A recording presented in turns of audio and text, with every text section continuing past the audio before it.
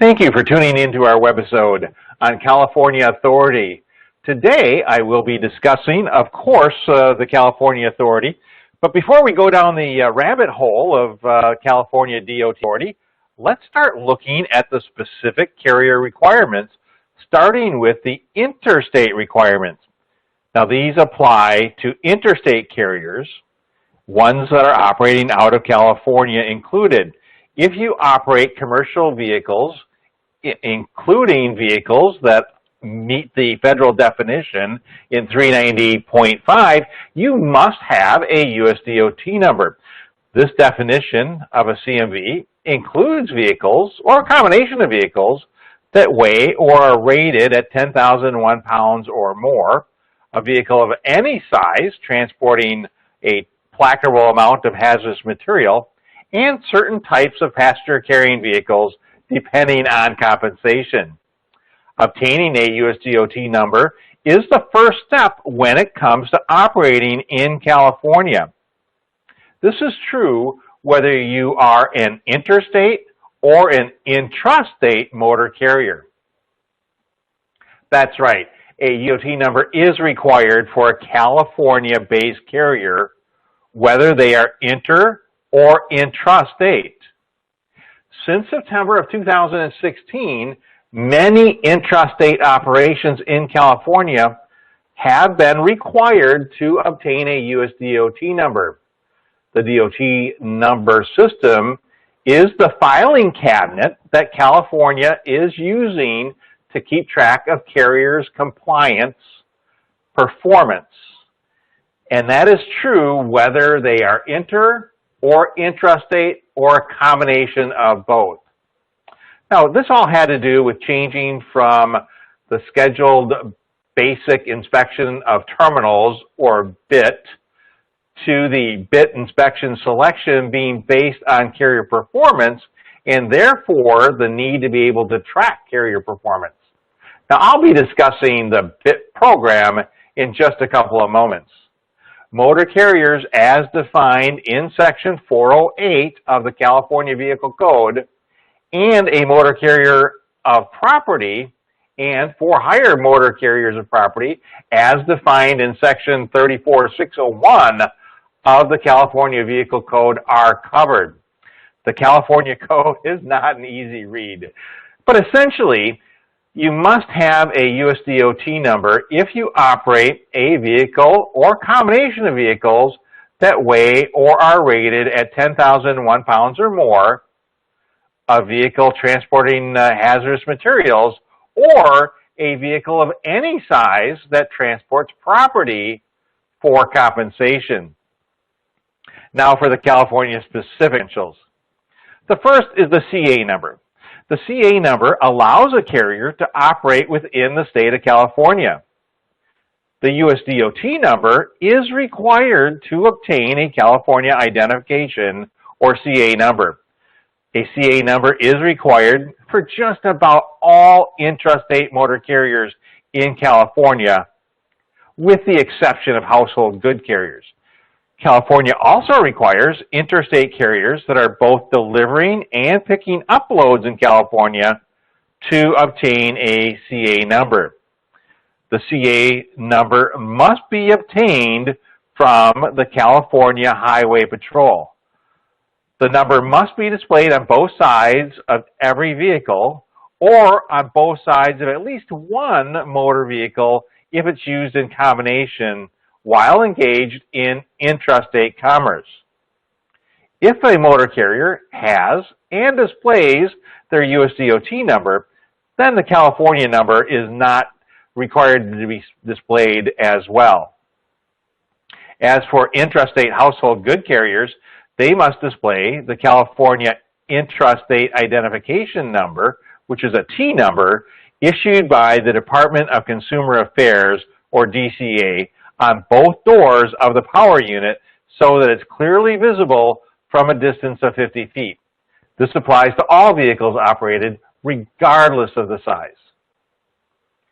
In addition to being an operational requirement in California, the CA number is also needed to obtain a motor carrier permit or an MCP. Motor carriers of property who only operate in the state of California are required to obtain the MCP from the Department of Motor Vehicles, the DMV, instead of obtaining operating authority or private carrier registration. In many states, only one intrastate number is required. California requires two, the CA for the California Highway Patrol and the MCP from the Department of Motor Vehicles, or DMV. An out-of-state motor carrier must obtain an MCP if they are delivering and picking up loads in California, and they are subject to the Unified Carrier Registration, or UCR, requirements.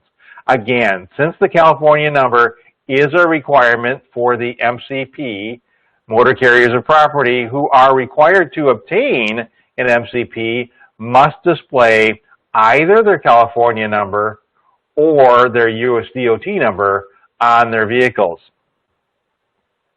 California has a process to determine if California-based carriers are operating safely, just like the federal government does.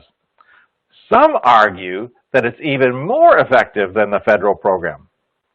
Terminal inspections have been conducted in some form or another by the California Highway Patrol since the mid-60s. The ultimate goal of inspections is to determine if the motor carriers are complying with motor carrier safety regulations. The terminal inspection program has evolved through the years, with the current program, that BIT inspection of terminals, covering both vehicle and driver safety, and that went into effect early in 2016. Underneath the current program, motor carriers are identified by their US DOT number, and the California Highway Patrol uses a performance-based system to select a carrier's terminal or terminals for a BIT inspection. Terminals selected for inspection are based on the California Performance Safety Score, or the CPSS. The CPSS derived from the FMCSA's Compliance Safety CSA program. It uses the CSA's safety management system, behavior analysis safety improvement categories, better known as basic percentiles. Carriers with a basic percentile at or above the federal alert level will have all California terminals selected for inspection.